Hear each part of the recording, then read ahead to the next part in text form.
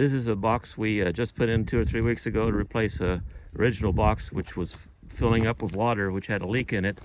I came out to look at it today at the replacement box, and it was dripping water from the PV disconnect knob outside here. And I opened the box up, and it had a pool of water down here. I'm sure some of the circuitry has been damaged, and it's not coming in from the wire connectors on the left side here. It's coming in from the top. There's a manufacturing defect.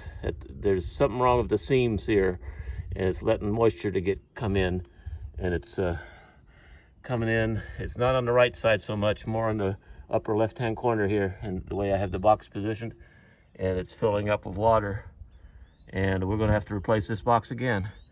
This is the second box we put in.